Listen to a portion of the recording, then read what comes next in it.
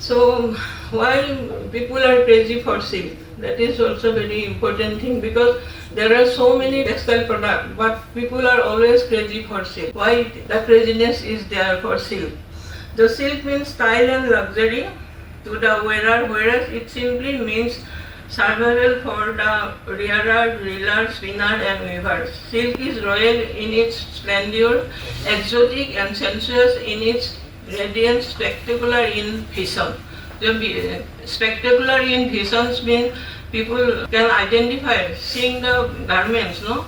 Oh, it is silk only. Touching also, you can say that, oh, it is silk only. No other fabrics dress so beautifully with optimum wearer comfort. So comfort is always there because it is natural. It touches the body, it is very comfortable. That is why.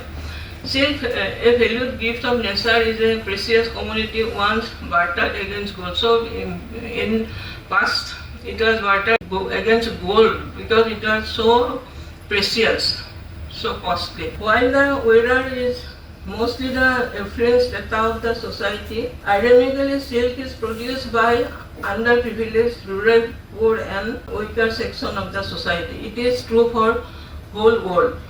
Only the lower strata of the society, they produce silk, they work with the silk, they play with the silk, and the wearer is always higher strata of the society, because poor people cannot afford silk.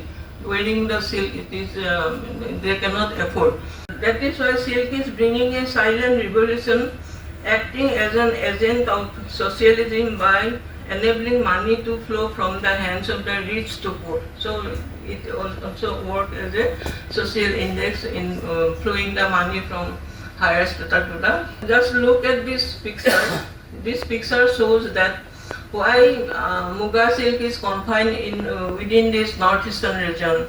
Perhaps you know that Muga is pride of Assam, and some people say that Muga is not a trade. Muga silk is not a trade. It is Assam only, because Muga fiber is confined to the northeastern region only. It is confined. The commercial production is tend to be at Assam only, but it is confined to the undivided Assam. Before the whole northeastern region, it was said as Assam, and it belongs to the Assam only, because here you can see that this is Muga silk. It is scientifically proved that chromosome number of Muga silk is 15, the lowest number. From this, the Antheria amoma, one product, it has gone to the Japan. Then Antheria polyphemus, it has gone to the South America. Then Antheria broili, Antheria milita, it is another group, but their chromosome number is different, very high number. Only lowest number group, Antheria assamensis, the original part of the group, and it remains confined to this Brahmaputra Valley region, and it never goes to grown in the other parts of the country also. In India also, it is not found in other place. So that is the very important and crucial in sense of the conservation and preservation of this precious insect in this region. So Muga silkworm, it is a monospecies. It does not have any sister species or other species. Only one species is there surviving still now. So Antheria, other species, it has been splitted from the Muga silkworm, leaving the only ancestor like Antheria assamensis with 15 number of chromosome. And in natural condition, the chromosome number has been splitted. In insect it happened, and it is called polyploidy, and other forms getting away from the Antheria assamensis. But Antheria assamensis remain in a sole group. They don't have any sister brothers, nothing. People sometimes say that some improvised species has to be developed, but it is not possible. Genetically, it is not possible.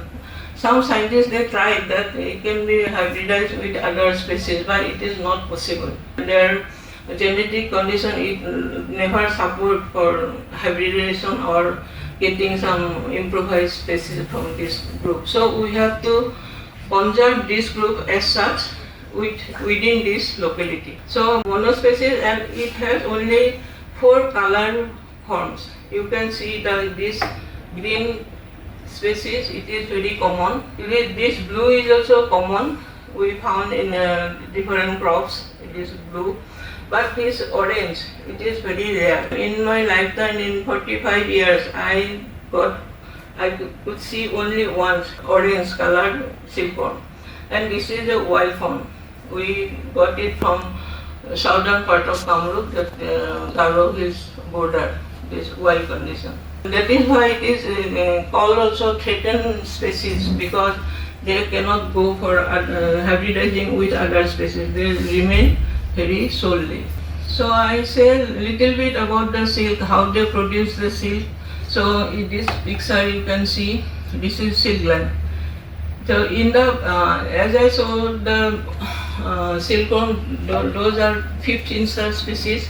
Very at that stage they have this type of 2 silk gland along with the gland. So in this middle portion they have the elementary canal, and these 2 are the silk gland. This is a schematic diagram. From here you can see that red part, that is posterior, this yellow part, this is middle section, and this anterior portion. And these 2 silk gland, they united here, that is called spinneret, and from spinneret they spin the silk. This is the spinneret, they spin from here.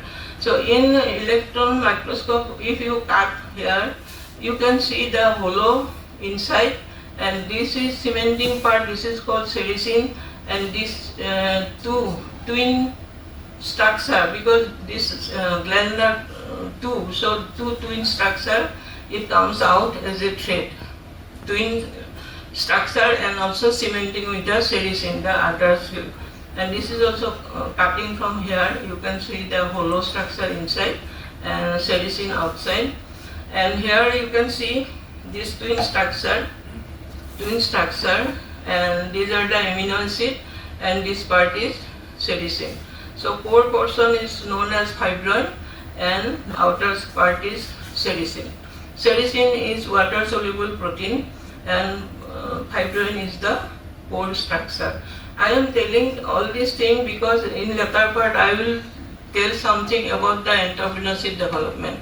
How we can use this fibrin always used for making garment in textile, and sericin goes as a wastage.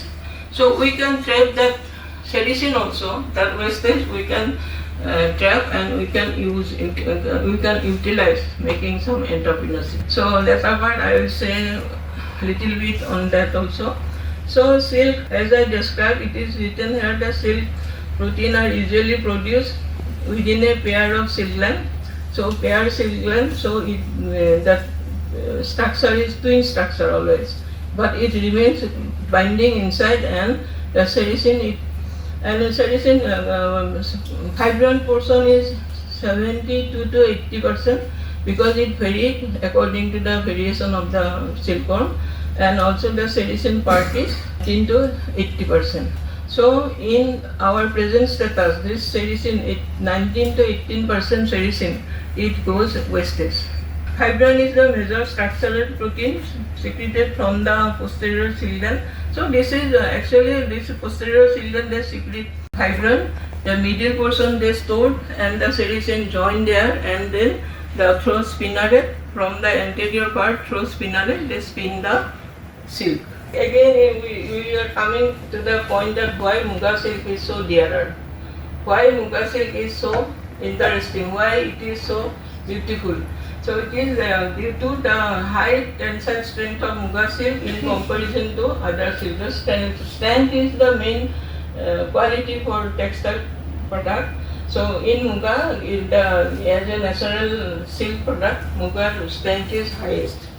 Then greater thermal stability of Muga silk. The thermal stability also it is highest in Muga silk in comparison to other silk.